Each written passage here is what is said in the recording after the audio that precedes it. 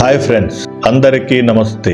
కాశీ వారణాసి పేరు వినగానే ప్రతి మనిషి మనస్సులో ఒక గొప్ప ఆధ్యాత్మిక తత్వ కదలిక పుడుతుంది. శంఖం పూరించే శబ్దం, నరనరాల్లోతుల్లో దైవత్వం ఉప్పొంగుతుంది. కారణం ఏమిటంటే సాక్షాత్తు ఆ పరమేశ్వరుడు స్థాపించిన కాశీ వారణాసి పుణ్యక్షేత్రం కాబట్టి. ఆ క్షేత్ర విశిష్టతల గురించి తెలుసుకోవాలనే తపన మనందరిలో కలుగుతుంది. అందుకే మీ అందరికీ కాశీ పుణ్యక్షేత్ర విశేషాల గురించి 6 భాగములలో వివరిస్తాను. ప్రతి వీడియోని పూర్తిగా చూడండి, వీడియోని స్కిప్ చేయకండి. కాశీ 2వ భాగం. భౌగోళికం. వారణాసి నగరం ఉత్తరప్రదేశ్ రాష్ట్రం తూర్పు భాగంలో గంగా మైదానంలో గంగా నది ఒడ్డున వెలసింది. ఇక్కడ గంగా నది వంపు తిరిగి ఉంటుంది మరియు వారణాసి జిల్లాకు కేంద్రం.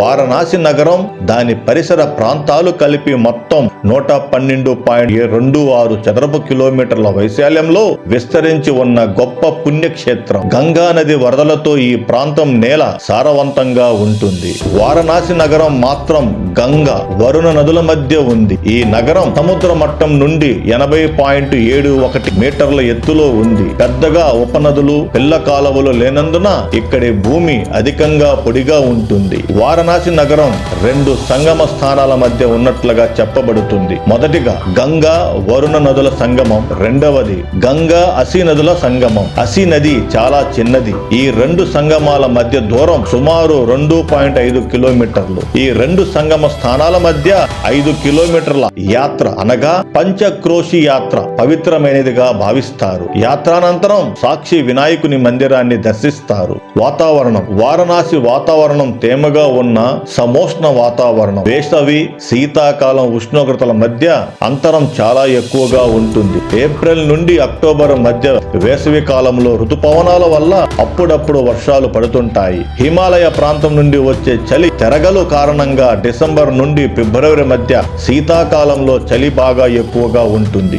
వేసవిలో నగరం ఉష్ణోగ్రతలు 32 డిగ్రీల నుండి 46 డిగ్రీ సెంటీగ్రేడ్ల మధ్య, చలికాలంలో 5 డిగ్రీల నుండి 15 డిగ్రీ సెంటీగ్రేడ్ల మధ్య ఉంటాయి. సగటు వర్షపాతం 1110 మిల్లీమీటర్లు. దట్టమైన పొగమంచు. వేసవి కాలంలో వడగాల్పులు ఉంటాయి. నగరంలో వాతావరణ అనగా గాలి కాలుష్యం ఇప్పటికీ అంత తీవ్రమైన సమస్య కాదు, కానీ నీటి కాలుష్యం మాత్రం బాగా ఎక్కువగా ఉంది. ఇందువలన నది పైభాగంలో కడుతున్న ఆనకట్టల వలన గంగా నదిలో నీటి మట్టం తగ్గుతున్నది. నది మధ్యలో మట్టి మేటలు బయటపడుతున్నాయి. ఆర్థిక రంగం. వారణాసిలో ఉన్న ఒక పెద్ద పరిశ్రమ రైల్వే డీజిల్ ఇంజన్ల తయారీ కర్మాగారం. కాన్పూర్ కు చెందిన నిహాల్ చంద్ కిషోరిలాల్ కుటుంబం 1857లో స్థాపించిన ఆక్సిజన్ కర్మాగారం ఇక్కడి మొదటి పెద్ద పరిశ్రమ కావచ్చును. కానీ అధికంగా వారణాసిలో చిన్న పరిశ్రమలు ఎక్కువగా ఉన్నాయి. ముఖ్యంగా పట్టు వస్త్రాల నేత ఇక్కడ పెద్ద కుటీర పరిశ్రమ, ఇంకా తివాచీల నేత, చేతి కళల వస్తువుల తయారీ ఉన్నాయి. బెనారసి పాన్, బెనారసి కోవా ప్రసిద్ధాలు. లార్డ్ మెకాలే వారణాసి ఎంతో సంపన్నమైన నగరమని, ఇక్కడ తయారయ్యే నాణ్యమైన సన్నని పట్టు వస్త్రాలు ప్రపంచంలో వివిధ సంపన్న గృహాలను అలంకరిస్తున్నాయని వ్రాశాడు. మొదటి నుండి యాత్రాస్థలం అవ్వడం వలన వారణాసి దేశం అన్ని ప్రాంతాల నుండి జనులను ఆకర్షించేది కనుక ఇది ప్రముఖ వాణిజ్య కేంద్రంగా అభివృద్ధి చెందింది. వారణాసిలోని 29% పైగా ప్రజలు ఉద్యోగాలను కలిగి ఉన్నారు. వారిలో 40% వస్తోత్పత్తి పరిశ్రమలలో పనిచేస్తుండగా 26% ప్రజలు వ్యాపార వాణిజ్యాలు చేస్తున్నారు. 19% ప్రజలు సేవా రంగాన్ని జీవనోపాధిగా ఎంచుకున్నారు. 8% రవాణా సమాచార రంగంలో పనిచేస్తున్నారు. 4% వ్యవసాయ రంగంలో పనిచేస్తున్నారు. 2% నిర్మాణ రంగంలో పనిచేస్తున్నారు. అనగా వీరికి సంవత్సరంలో 6 మాసాలు మాత్రమే పని ఉంటుంది. తయారీ పని వారిలో 51% స్పిన్నింగ్ పనిలో ఉన్నారు. 6% ప్రజలు ముద్రణ ప్రచురణ పనిలో ఉన్నారు. 5% ప్రజలు విద్యుత్ మిషనరీ పనిలో ఉన్నారు. మిగిలిన వారు పరిశ్రమలలోని ఇతర పనులలో ఉన్నారు. వారణాసిలో తయారీ వ్యవస్థలో పట్టు నేత ఆధిక్యత వహిస్తుంది. వారణాసిలో సాధారణంగా నేత పని కుటీర పరిశ్రమగా ఉంటుంది. అధికంగా మొమిన్, అంసారీ ముస్లింలు ఉన్నారు. వారణాసి పలుచని పట్టు వస్త్రాలు, బెనారస్ పట్టు చీరలు భారతదేశం అంతటా ప్రఖ్యాతి వహిస్తున్నాయి. ఉన్నాయి. వివాహాది శుభకార్యాలలో ధరించే ఈ పట్టు చీరలు వెండి,